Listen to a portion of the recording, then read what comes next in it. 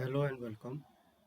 Today we are going to show import item reorder and alert report in Tally.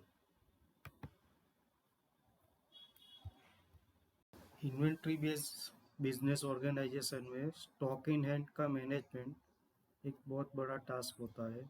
Specially कितना stock negative है या तो कितना stock की अवेलेबिलिटी कम है, और वही बेस पे नेगेटिव स्टॉक और कम अवेलेबिलिटी के बेस पे कौन से स्टॉक का ऑर्डर करना है वो डिटेलिंग सेट करना बहुत ही कॉम्प्लेक्स वर्क होता है। तो इस एड ऑन से ये स्टॉक इन हैंड की मैनेजमेंट पूरी तरह से सिंप्लीफाई कर दिया है, जिससे यूज़र को एक ही रिपोर्ट से कितना स्टॉक नेगेटिव है, कितना अवेलेबल है और कितना ऑर्डर करना है, ये पूरा सिंप्लीफाई सेटिंग कर सकते हैं। इसके लिए पहले तो F11 that is a add-on features,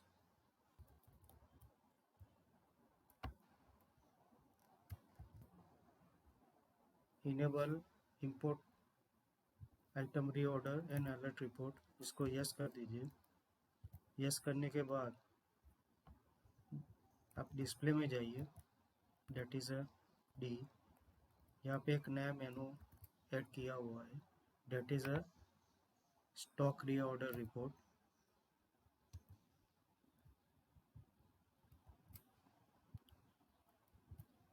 यहाँ पे पहले उसका रिपोर्ट देखिए। जब आप रिपोर्ट एग्जीक्यूट करेंगे तो बाय डिफ़ॉल्ट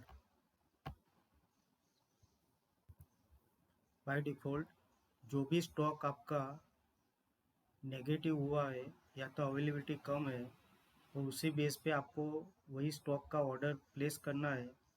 उसी स्टॉक का यहाँ पे फ़िल्टर पहले आ जाएगा। फॉर एग्ज़ाम्पल, ये ऑलरेडी 4 आइटम में हमने रीऑर्डर लेवल सेट किया हुआ है। जो डिफ़ॉल्ट टैली में होता है, डेट इज़ अ कंट्रोल और एंटर। ये ऑलरेडी टैली में अवेलेबल है रीऑर्डर लेवल। ये आपको इन्वेंटरी इन्फो में एक सेपरेट मेनू टैली ने दिया हुआ है, that is a reorder level. यहाँ से जाके आपको 1 to 1 सेट करना है। भाई इस एड ऑन से आप ड्यूरिंग रिपोर्ट उसको सेट कर सकते हैं, डेट इज़ अ कंट्रोल और एंटर। यहाँ आपको सिर्फ दो ही डिटेल सेट करना है, that is a reorder quantity and minimum order quantity. For example,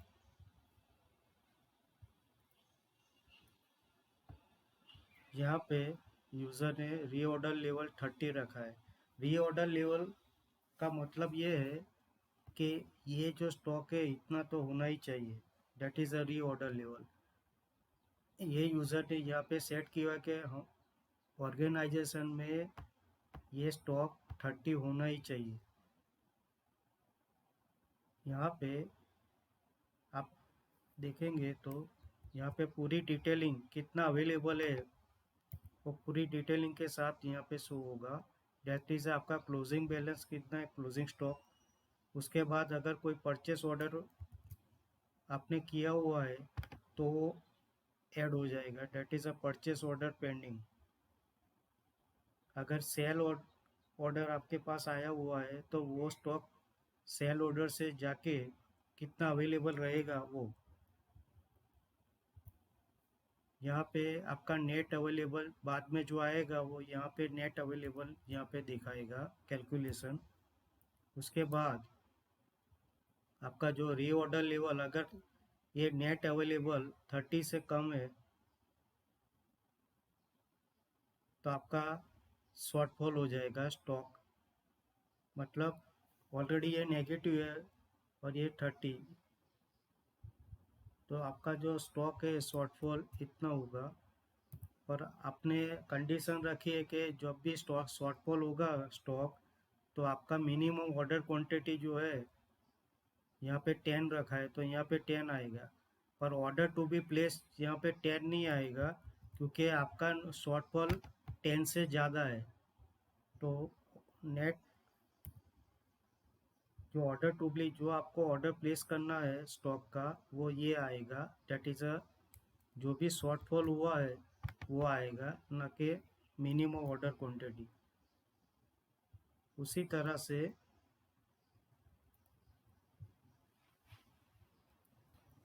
देखिए यहाँ पे आपने इस आइटम में रीऑर्डर लेवल रखा है 50 का, और मिनिमम ऑर्डर क्वांटिटी जब आप ऑर्डर प्लेस करते हैं तो आपका ऑर्डर प्लेस 200 का जाता है। यहाँ पे ऑलरेडी स्टॉक नेगेटिव चल रहा है तो नेट अवेलेबल माइनस है, रीऑर्डर लेवल 50 है, तो आपका शॉर्टफॉल हो जाएगा 150। शॉर्टफॉल 150 है पर मिनिमम ऑर्डर आपका 200 है, तो यहाँ पे net order to be place जो आएगा वो 200 का आएगा।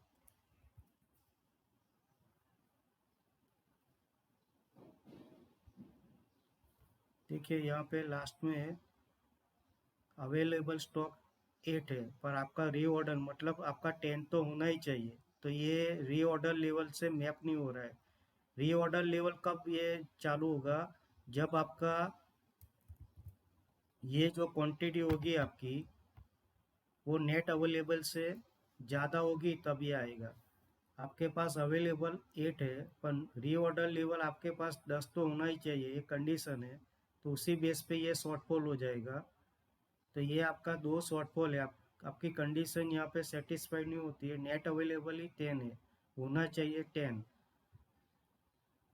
पर मिनिमम ऑर्डर आपका यहाँ पे रखा है आपने 5, तो ऑर्डर टू बी प्लेस यहाँ पे होगा 5। यहाँ पे एक बटन भी दिया है, that is a control Z. तो आप ऑल आइटम्स का भी यहाँ पे देख सकते हैं, और यहाँ पे जो ब्लू आएगा वो सेपरेटली दिखाए यहाँ पे किया हुआ है, that is a negate order to be place. ये री ऑर्डर लेवल इसका बन गया है, मतलब कंडीशन सेटिस्फाइड है और आपको ये ऑर्डर आपको प्लेस करना है क्योंकि आपने री ऑर्डर लेवल यहाँ पे टैली में सेट किया हुआ है।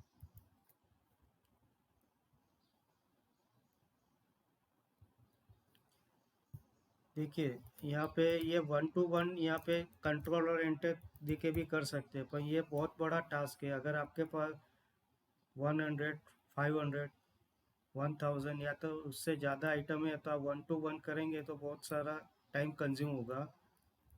इसीलिए यहाँ पे विद इन अ सेकंड ये सभी आइटम का रीऑर्डर लेवल और मिनिमम ऑर्डर क्वांटिटी आप विद इन 1 सेकंड इसको इंपोर्ट कर सकते हैं। इसके लिए पहले तो ये रिपोर्ट ओपन कीजिए, ऑल आइटम्स कीजिए, उसके बाद यही रिपोर्ट को आप एक्सेल में एक्सपोर्ट कर लीजिए।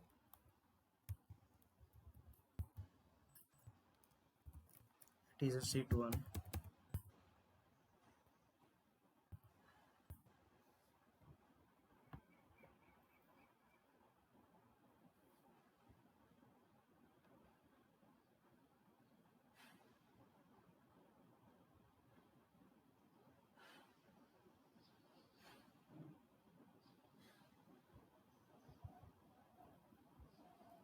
जब ये एक्सपोर्ट हो जाएगा उसके बाद आप कॉलम जे और कॉलम एल, यहाँ पे कोई भी कॉलम आप डिलीट मत कीजिए क्योंकि ये सीक्वेंस होता है, सिर्फ आप इसको ही सेट कर दीजिए। देखिए यहाँ पे 50 और 30,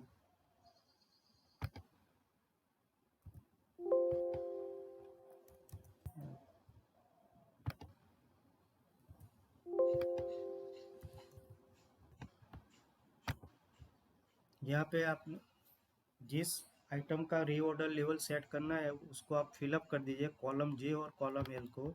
उसके बाद इसको सेव कर दीजिए। सेव करने के बाद फिर से टैली में यहाँ पे आ जाइए। यहाँ पे जो भी आपका, उसके बाद आपका एक्सेल जहाँ पे भी स्टोर किया हुआ है उसका पाथ दे दीजिए। एक्सेल चॉइस कीजिए और प्रोसीड कीजिए। तो within a second Excel to आपका रीऑर्डर लेवल इंपोर्ट हो जाएगा। जैसे अभी जो 2 आइटम का किया है, ये 2 आइटम यहाँ पे सेट हो गए, रीऑर्डर लेवल और minimum order quantity.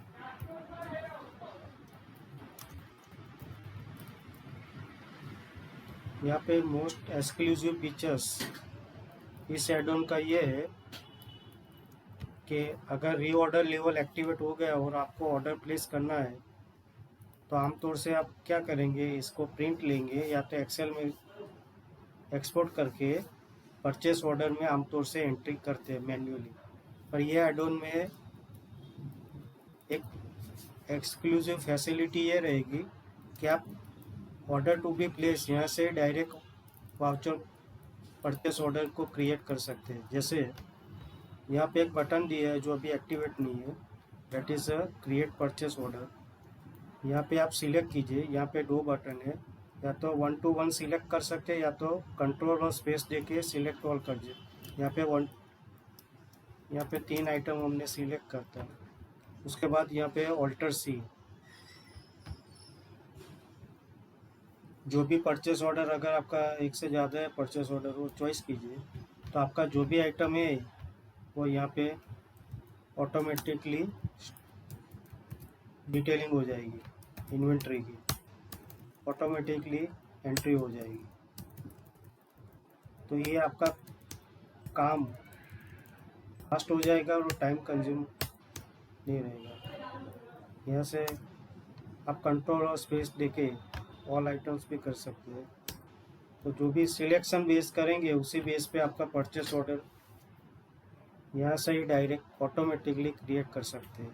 That is the most important, most exclusive features.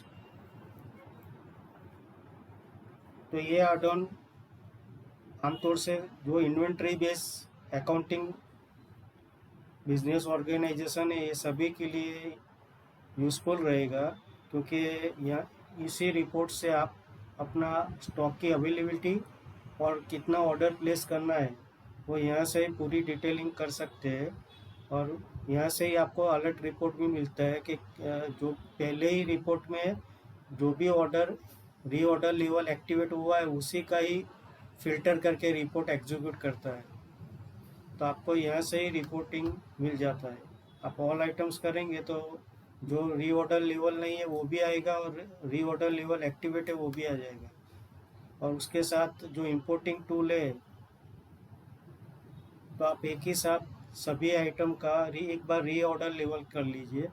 उसके बाद जो भी स्टॉक अवेलेबल रीऑर्डर लेवल से सेटिस्फाइड नहीं होगा तो आपका वो यहाँ से रिपोर्टिंग में मिल जाएगा कि कितना ऑर्डर प्लेस करना है।